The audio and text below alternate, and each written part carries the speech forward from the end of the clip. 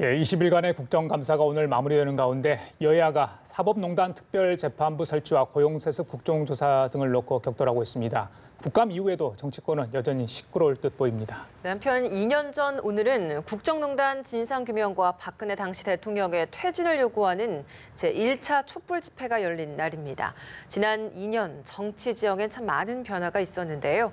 진수희 전 국회의원, 임병식 전 국회 부대변인과 함께 정치권 소식 살펴보도록 하겠습니다. 네, 안녕하십니까? 어서 오세요. 예, 반갑습니다. 네. 먼저 국감 얘기부터 하겠습니다. 네. 오늘 13개 상임위 종합감사 있죠. 마지막 날이니까 그거하고 이제 국감이 사실상 끝나게 됩니다. 그래서 뭐 국회의원들 고생했다 일단 제가 말씀드리고 싶은데 그럼에도 불구하고 좀 부족한 면이 많았던 것 같습니다. 두 분께 한마디로 올해 국감은 어땠다 이렇게 하시면 어떤 말로 정의를 할 수 있을까요? 좀 어렵습니까? 되풀이 여전히 그 행태를 벗어나지 못하고 있다고 정의를 할 수 있겠는데요. 서로 뭐 상대당을 깎아내리고 자기들은 잘했다고 자화자찬을 했었는데 결국은 아전인수격인 해설밖에 안 된다는 게 국민들 시각이고요. 네. 그나마 유치원 비리라든지 뭐 고용세습 의혹을 좀 끌어낸 것은 그나마 좀 돋보였던 것 같은데 여전히 국감 이렇게 해야 될지 모르겠다는 무용론과 함께 상시국감의 필요성이 제기된 국감이 아니었나 싶습니다. 예, 예. 진 의원님.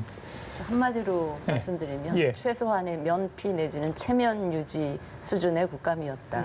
저는 정쟁 국감이었다는 비판에 동의를 하는데 그 정쟁의 귀책 사유는 여야 공이 있다 이렇게 말씀을 드립니다.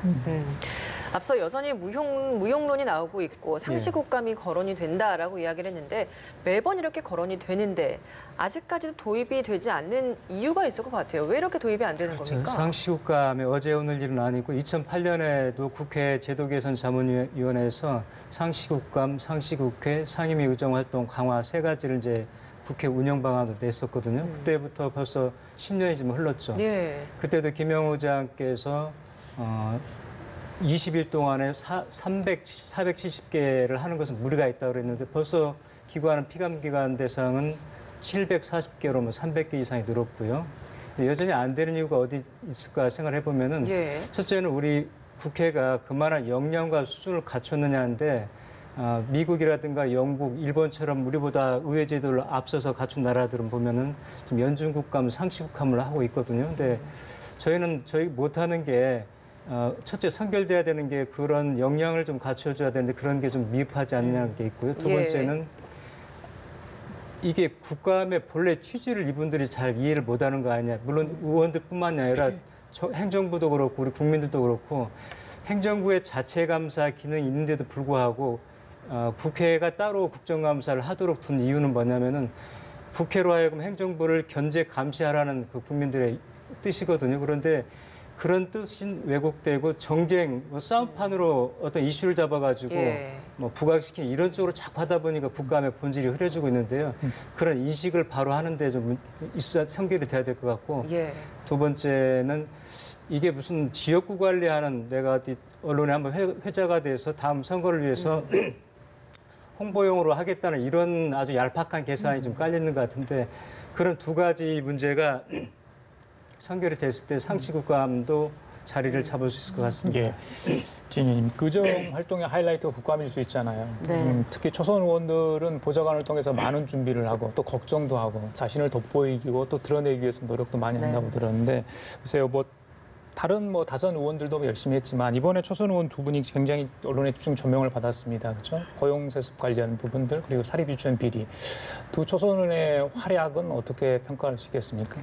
보통 이제 다선 의원들이 국감에 특별히 그렇게 그 에너지를 쏟지 않는 이유는 다선하면서 그 과정의 경험 중에 국감 열심히 해서 국감 때 반짝해도 그것이 다음 선거에 그렇게 큰 도움은 되지 않는다는 뭐 이런 것도 있을 거라고 저는 생각해요. 그러다 보니까 초재선 의원들이 열심히 그 일단 인지도 높이기 위해서도 열심히 하고 그 의지도 굉장히 강한데 거기에다가 덧붙여서 지역구와 비례대표를 비교를 하면요.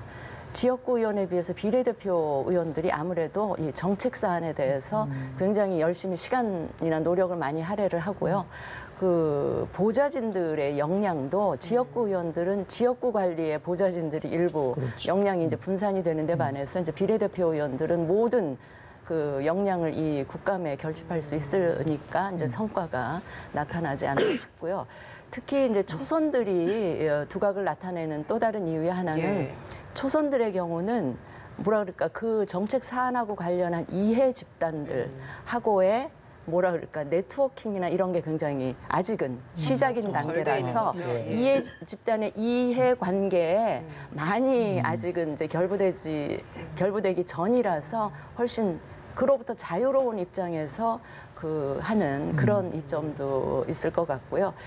아까 말씀하신 상시국감이 잘 안 되는 이유는 말로는 상시국감 얘기를 하면서 그거에 적극적으로 뛰어들지 않는 이유는 야당의 입장에서는 이게 상시적으로 연중으로 되면 그 이렇게 20일 정해놓고 하는 국감만큼 언론의 집중도나 국민의 주목도가 떨어지지 않을까라는 우려가 있을 것 같고요. 여당 입장에서는 아무래도 정부의 입장을 헤아리기 때문에 정부 입장에서는 연중 이런 식의 국감을 하는 게 썩 그 흔쾌하지는 않을 거 아닙니까? 이제 예. 그러다 보니까 말로는 그렇게 이야기를 하면서도 예. 제도 개선으로 적극적으로 이어지지 않는 이유는 거기에 있는 것 같습니다. 그럼 앞으로도 뭐 상시국감이 제도화되기에는 좀 한참 남았다라고 볼 수밖에 없겠네요. 그러니까 이게 국회 운영하고 관련된 건데 저 개인적으로는 이 국회가 본회의 중심보다는 철저하게 상임위 중심. 그래야만 중앙당의 개입을 좀 최소화하면서 상임위 중심으로 상임위에 소속된 의원들이 정책이나 자기 소신을 갖고 전문성을 발휘하면서 자율성을 가지고 그 움직여지는 쪽으로 이제 될 것 같은데, 근데 국회 운영이라는 게 국회만 따로 떼놓고 바꿀 수가 없고요. 이게 선거법이라든지 전반적인 그 정당 제도라든지 이게 다 맞물려져서 한꺼번에 개혁되는 과정에 이것도 될 수 있을 것 같다는 그런 알겠습니다. 생각입니다. 내후년이면 또 총선인데 내년 또 국감 벌써부터 걱정되는 부분. 글쎄요, 많은 준비를 하셔가지고요. 좋은 뭐 법안도 내시고 또 정부를 건전하게 비판했으면 좋겠다는 생각을 해봅니다. 일단 국감이 오늘로서 사실상 종료가 되는데 이제 이게 끝나는 게 아니죠. 사실상 그렇죠. 끝나는 게 끝난 게 아닌데 정기국회 아직 계속되고 있고 11월 국회 이제 시정연설이 11월 1일 대통령께서 직접 나와서 하십니다. 예. 예산안 내년 예산안 문제가 문제인데 거기에 따른 여러 현안에 대한 예산안이 뒷받침돼야지 뭐 정부가 일을 할 수 있을 거 아닙니까? 그렇죠. 그런데 지금의 어떤 전국 상황이라면 이것도 쉽지 않을 것 같아요. 작년을 한번 복기를 해보실 때 작년에도 12월 6일 새벽 40분에 그 예산안이 통과가 됐었는데요. 예. 법정 기일을 4일을 넘긴 건데요. 그때도 예산안 5일 날 처리하자고 합의를 해놓고도 한국당에서 마지막에 예산안 본회의 표결에 이제 불참을 통째로 안 하셨죠. 안 해가지고 이제 나중에 정세균 국회의장을 상대로 해가 조속 처리를 했다, 뭐 사퇴하라고 그렇게 어거지를 놓고 그랬었는데 이번 예산안도 역시나 또 그런 구태가 반복될 수밖에 없는 게 지금 가장 큰 이슈가 야당 같은 경우는 고용세습부 국정조사를 하자고 지금 주장을 하고 있고요. 또 여당 같은 경우는 특별재판부를 설치하자, 지금 이 두 개의 이슈가 크게 맞물려서 부딪히고 있는데 야당 입장에서는 어떻게든 이미 또 공언을 했었고요. 이번 국정조사에 응해주지 않으면은 예산을 안에 자기들도 협조를 하지 않겠다고 그랬었는데 이번 예산안도 역시나 이제 그런 일이 되풀이될 것 같은데 저는 이제 야당이 무조건 발목 잡는 것에 떠나서 정말 합리적으로 이 예산이 제대로 편성이 된 건지 낭비 요인은 없는 건지 그런 걸 따져보는 예산 심사가 돼야 되는 거지 어떤 정쟁 이슈를 가지고 발목을 잡거나 연계해서 볼모로 잡는 것은 국민들을 위해서 바람직하지 않다 이런 생각이 좀 있습니다. 진 의원님 어떻게 보십니까? 좀 철저한 검증이 좀 필요할 것 같은데 잘 해낼 수 있을 거라고 보십니까? 그러니까 저도 이제 국민의 한 사람으로서 예산은 예산, 법안은 법안, 또 법안들도 각자 그 개별 법안들이 다 그 중요성을 갖고 있기 때문에 이걸 연계해서 서로 주고받기 식으로 그 처리한다든지 이런 거 좀 반대하는데 이제 야당 입장에서는 그것 말고는 자신들의 주장을 피력할 다른 수단이 마땅치가 않으니까 뭐 이런저런 거랑 이렇게 그 결부시켜서 네. 처리를 하곤 하는데 예. 특히 이제 예산 문제하고 관련해서 지금 핵심되는 게 아마 그러니까 예산 전쟁 중에 이제 그 부각될 만한 게 그거잖아요. 남북 간의 그 남북 협력과 관련된 돈하고 예. 그다음에 이제 그 일자리 그 실업과 관련된 예산인데 아마 야당에서는 이미 올해 예산과 두 차례 추경을 통해서 54조나 쏟아부었는데 효과가 없는 거 아니냐. 따라서 세금으로 만드는 일자리는 전혀 건강하지 않으니 그 근본적인 정책 기조부터 바꾸면서 이 일자리 문제를 생각하라. 뭔지 이런 주장을 하는 것이고 이제 여당 입장에서는 그 정부의 정책 기조 있죠. 소득 성장이라는 정책 기조 자체에 뭔가 수정이나 전환을 가져오게 되면 이게 완전히 뭐라 그러니까 스스로를 부정하는 이 권력의 기반을 잃어버린다는 권력 게임으로 생각하는 이 묘한 게 있는데 저는 여야 공이 그런 시각으로부터 좀 떠나서 정말 이제 국민을 위한 그런 기준으로 예산을 심사해 줬으면 좋겠다는 생각인데 아마 하여튼 예산 부분에서는 이 일자리 예산 갖고 썩 그렇게 여야 합의가 쉬울 것 같지 않고요. 다른 하나 이제 남북 관계에 들어가는 남북 협력과 관련한 예산도 아마도 그렇게 처리가 순조로울 것 같지는 않습니다. 그리고 현실적으로 이게 유엔이 정한 대북 제재하고 계속 다 연동될 만한 것들이라 국회 차원의 합의를 이뤄내기는 그렇게 쉽지는 않아 보여서 또 다른 전쟁이 이제 막 시작되고 있는 거 아닌가 싶습니다. 예, 지금 논란이 되고 있는 것 중에 앞서 짚어주셨던 가장 큰 것 중에 하나가 바로 특별재판부 설치와 관련된 것인데 여야 4당에서는 함께 설치를 하자라고 합의는 했는데 한국당만 제외된 거거든요. 근데 이게 사실 국회 본회의에 상정이 되려면 법사위를 통과해야 되는데 법사위원장이 한국당 출신이란 말이에요. 굉장히 좀 어려울 것 같아 보이는데 어떻게 예상을 하십니까?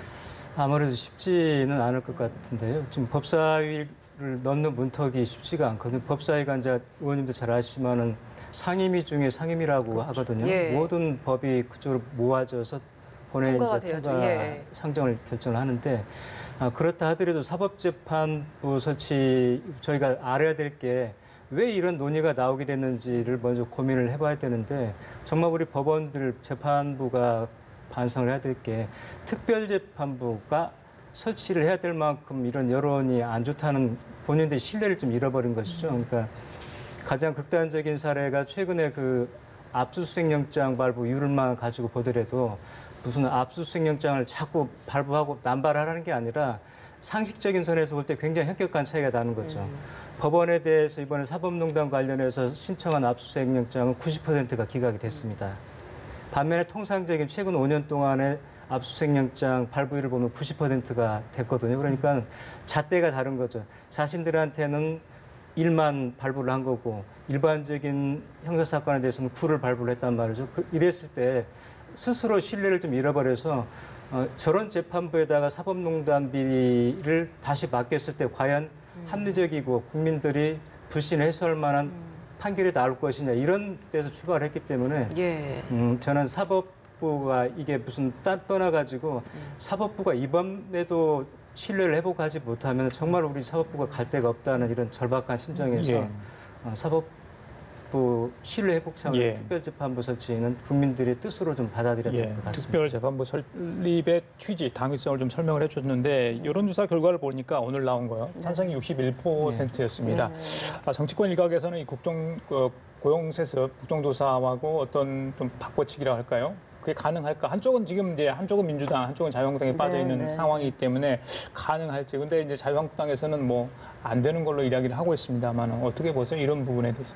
저는 국민들이 보시기에 그 고용세습 비리 국정조사하고 이 특별재판부는 각기 다 굉장히 중요한 사안이고 다 그런 식으로 가야 된다고 많은 분들이 생각을 하시는 것 같아요. 그래서 이걸 놓고 정말 주고받기식 딜을 하는 거는 아마 국민들이 굉장히 비판도 하시고 분노하실 것 같은데 저는 한국당에서 좀 전향적으로 생각을 하셔야 될 게 이게 지금 사법부로서는 특별재판부를 설치한다는 것 자체가 굉장히 수치스럽고 치욕적일 수 있어요.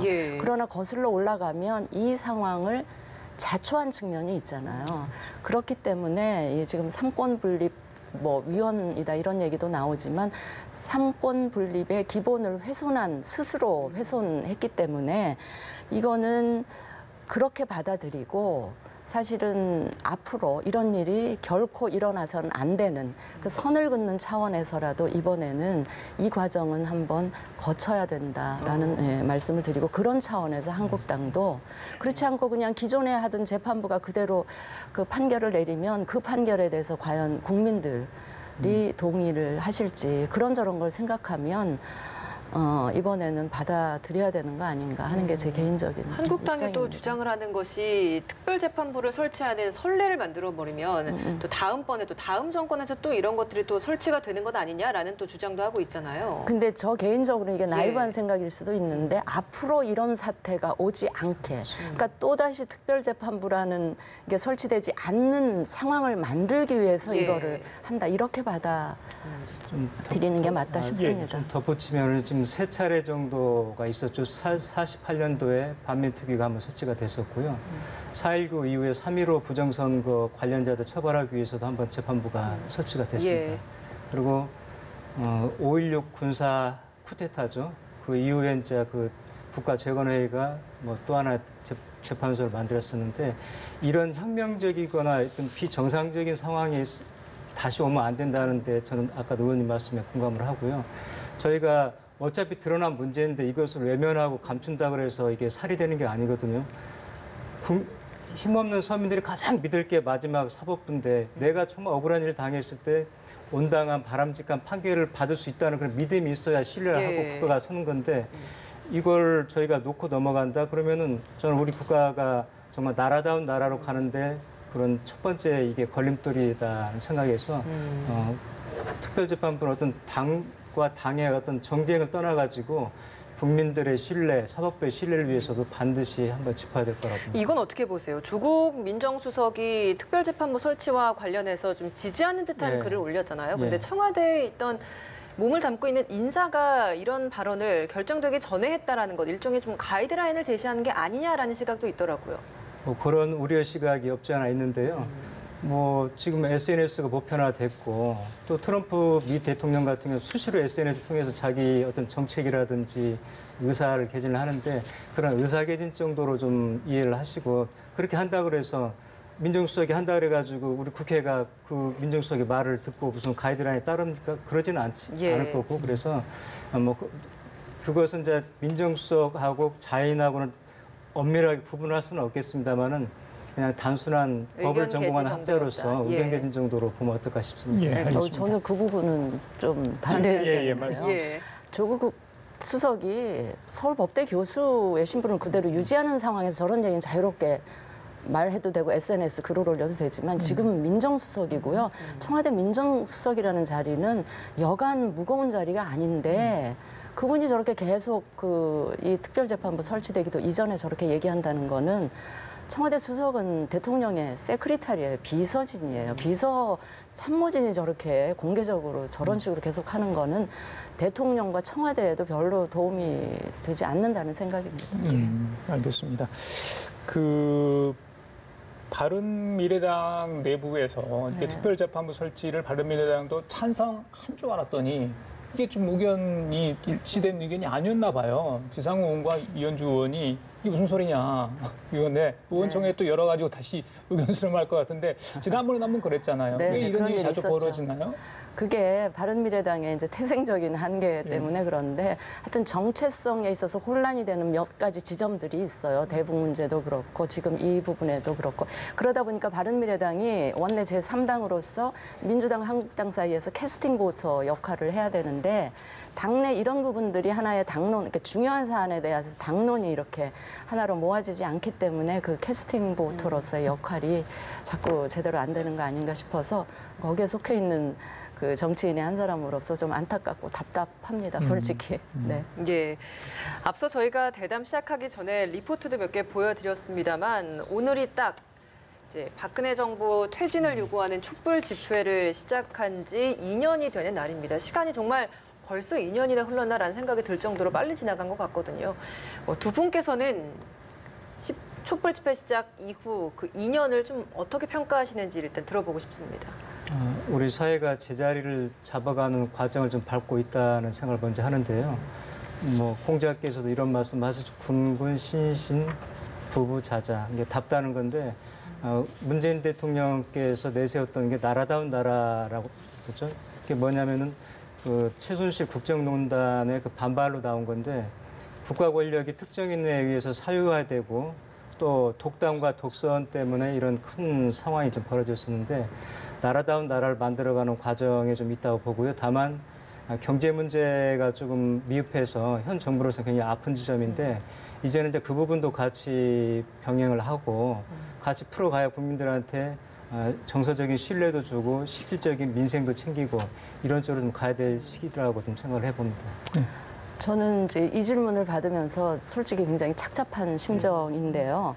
2년이 지난 이 시점에서 그 당시에 촛불을 들었던 그 국민들이 그 당시에 가졌던 어떤 기대, 희망 그런 수준에 비춰봤을 때 여야 공이 그 국민들의 기대에 부합하느냐, 충족시키고 있느냐에 대해서는 저는 정말 강한 퀘스천 마크를 가지고 있고요. 우선 여당 쪽에는 그 적폐를 청산한다면서 또 다른 새로운 적폐를 만들어내고 있는 거는 아닌지, 혹시 도덕적인 우월감에 빠져서 자신도 모르게 오만과 독선의 늪에 빠져드는 거는 아닌지, 과연 지금 일상에 하루하루 먹고 사는 문제에 신음하고 있는 국민들의 고통을 얼마나 공감하고 있는지 하는 것들을 이 시점에서 다시 한번 가다듬어 볼 필요가 있다는 말씀을 이제 청와대나 여권에 드리고 싶고요. 또 야당, 한국당 특히 드리고 싶은 말씀은 탄핵을 자초한 그 진영의 입장에서 과연 반성 또 책임지는 그런 모습을 보였는지, 또 그 토대 위에서 지금 열심히 쇄신하려는 노력을 과연 적극적으로 하고 있는지에 대한 반성도 저는 해야 된다고 보고요. 혹여 그 열심히 비전과 정책을 준비하면서 다시 수권 정당이 돼서 국민들의 지지를 회복하는 이런 쪽보다는 오히려 지금 정부 여당의 실패나 실수로부터 반사익만을 기대하고 있는 건 아닌지 하는 점도 저는 한국당도 스스로 좀 되돌아보는 그 알겠습니다. 기회를 가져야 된다 이렇게 생각을 합니다. 그 이후에 벌어졌던 어떤 선거를 통해서 보수가 상당히 괴멸돼 있는 상황이겠죠. 그래서 재건 움직임을 지금 노력을 하고 있습니다. 자유한국당에서는. 예전에 인사들도 다시 영입하려고 하고 있는데 그 대통령 권한대행을 했던 황교안 전 총리도 이제 그 중에 하나인 것 같습니다. 최근에 SNS 통해서 문재인 정부의 경제 정책을 강하게 좀 비판을 했습니다. 내년 전대 출마냐 아니면 이후에 있을 대선을 염두에 둔 건 여러 가지 이야기 해석이 나오고 있습니다. 우리 임 부대변인께서 어떻게 해석을 하고 계시나요? 두 가지 포석을 뒀다 보여지는데요. 다만 이제 그 국회 정치인보다는 공직에 오래 계셨던 분들이 상당히 좀 신중한 편이죠. 뭐 다른 말로 표현하면 많이 재는 편인데 지금 생각은 계속 하는 것 같습니다. 근데 와락 지금 주요 상황이 언제를 내가 들어가야 가장 효과를 극대화할 수 있고 나한테 유리할까 좀 그걸 좀 재는 것 같은데 아마 입당은 저는 기정사실화로 보고요. 다만 시기의 문제인데 전대를 앞두고 할 것 같은데 아마 이후에 하지 않을까 싶은 생각도 조심스럽게 좀 제기할 수 있는 게 뭐냐면은 지금 한국당이 내분이 좀 심하고 아직도 계파 간의 갈등이 좀 상존해 있는 상태에서 자치대에서 먼저 발을 디뎠다가는 그 상처를 입을 수 있다는 판단도 좀 하지 않을까 싶습니다. 그래서 계속 입질은 오고 본인도 하고 싶은 마음이 있을 텐데 그것도 최대 효과를 아마 노리고 있겠죠 지금. 홍준표 전 대표, 김문수 전 지사도 마찬가지인 것 같아요. 예. 어떻게 보십니까? 그분들 특히 황교안 전 총리의 열심히 타이밍을 계산을 하고 계실 거예요. 근데 그분의 최종 목표는 당 대표가 아니라 대권에 가 있다면 지금 말씀하신 대로 괜히 대표가 될 확률은 지금 높은데 만약에 뜻을 가지면 대표가 됐다가 내년에 보궐선거도 한 두 차례 보궐선거 치르는 과정에서 결과가 안 좋거나 그러면 또 책임을 져야 되는 상황 이런 거를 고려를 하면 전대보다는 그 이후를 보지 않을까 싶고요. 누구죠? 홍준표 대표. 네. 홍준표 대표는 다시 뜻을 굉장히 강하게 세우고 계신 거는 같은데 알겠습니다. 당 안팎 상황이 과연 우호적일지는 지켜봐야 될 것 같습니다. 지금까지 신수희 전 국회의원, 임명식 국회 부대변인이었습니다. 말씀을 고맙습니다. 들었습니다. 네. 그렇습니다.